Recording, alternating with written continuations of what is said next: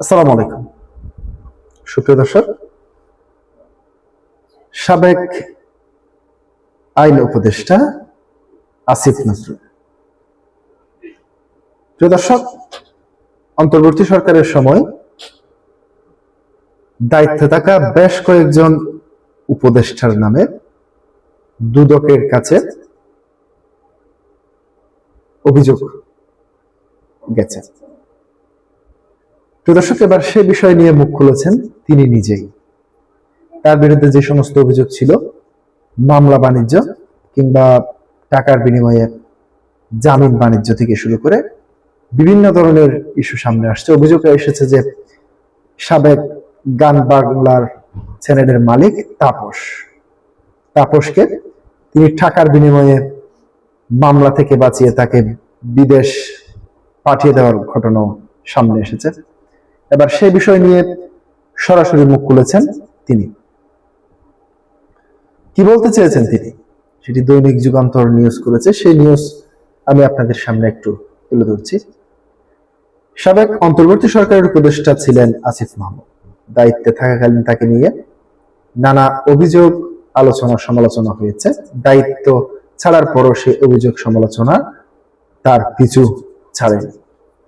তার বিরুদ্ধে অভিযোগ উঠেছে তিনি দুর্নীতি করে আমেরিকায় বাড়ি কিনেছেন। এই অভিযোগের বিষয়ে নিজের বক্তব্য তুলে ধরার পাশাপাশি অভিযোগের প্রমাণ চেয়ে চ্যালেঞ্জ ছুড়ে দিয়েছেন আসিফ নজরুল। বুধবার 4 মার্চ সন্ধ্যা 7:41 নিজের ভেরিফাইড ফেসবুক পেজে এই নিয়ে একটি পোস্ট দিয়েছেন আসিফ নজরুল। তার সেই পোস্ট হুবহু যুগান্তর পাঠকের জন্য তুলে ধরা হলো। আসিফ নজরুলের দুর্নীতি। আসিফ নজরুল আমেরিকায় বাড়ি কিনেছেন বা বউ বাচ্চা সব আমেরিকায় চলে গেছেন। শীঘ্রই আমেরিকায় বেগে যাবে, এরকম একটা গাঁজাখুরি খবর বছর খানেক আগে ইউটিউবে ছাড়া হয়। বিপুল সংখ্যক মানুষ এটি দেখেন এবং ভয়াবহ বিষয় হলো তাদের কেউ কেউ তো বিশ্বাস করা শুরু করে। এবং কিছুদিন পর খালেদ মহিউদ্দিন এর একটি অনুষ্ঠানের প্রসঙ্গটি উঠে। আমি হাসব না কাব্য বুঝতে পারছি না, শুধু বলি আমেরিকায় বাড়ি কিনলে রেকর্ড থাকে, কেউ তা লুকাতে পারে না। খালেদের অনুষ্ঠানে আমি সব ইউটিউবার, সাংবাদিক ও গোয়েন্দাদের চ্যালেঞ্জ ছুড়ি আমেরিকায় আমার বাড়ি থাকলে তার প্রমাণ খুঁজে বের করার জন্য। আমি এই অনুরোধ করি, এই সংবাদের সত্যতা বের করতে না পারলে যে মিথ্যাবাদীরা এটি ছড়িয়েছে তাদের কোনো কথা যেন কেউ বিশ্বাস না করে। এই চ্যালেঞ্জ জানানোর পর প্রায় 8 মাস অতিবাহিত হয়েছে। আমেরিকায় আমার বাড়ি আছে এমন কোনো ঠিকানা, দলিল, সাক্ষ্য, প্রমাণ কেউ দিতে পারেনি। পারার কথাও নয়, কারণ আমেরিকায় কেন, আমাদের বাংলাদেশের বাইরে পৃথিবীর কোনো দেশেই আমার বাড়ি নেই, কোন রকম সম্পত্তিও নেই। নানা ধরনের গুজব কিছুটা হ্রাস পায় পরপর, কিন্তু অন্তর্বর্তীকালীন সরকারের বিদায়ের পর হঠাৎ পরিস্থিতি বদলে যায়। আমার এবং আমার কিছু সহকর্মীর তথাকথিত দুর্নীতির নতুন নতুন খবর ডালপালা মেলতে শুরু করে। প্রথমে ফালতু অনলাইনে, তারপর কপি পেস্ট করে প্রায় ফালতু অনলাইনে, তারপর এমন সব কুখ্যাত অপরাধীদের মালিকানাধীন সংবাদ মাধ্যমে যারা অন্তর্বর্তীকালীন সরকারের সময়ে খুব একটা আনন্দে থাকতে পারেনি।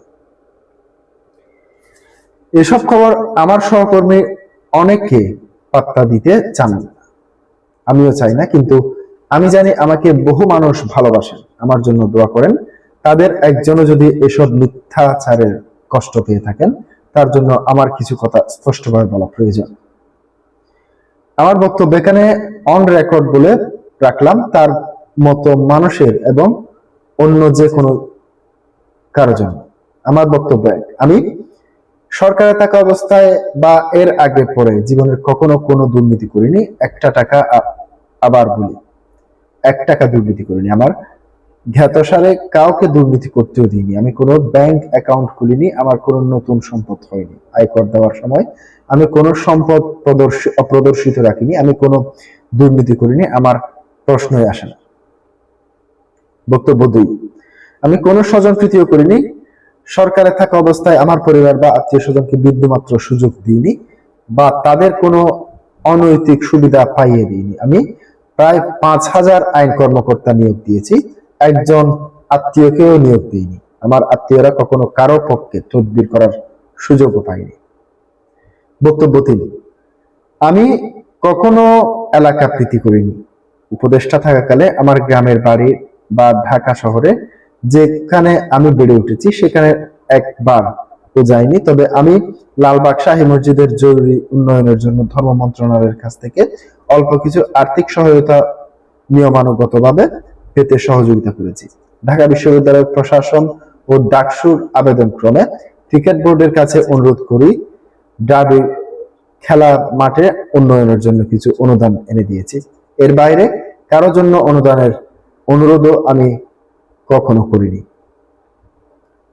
আমি বহু জঘন্য ও পৈশাচিক মিথ্যাচার সহ্য করে যাচ্ছি।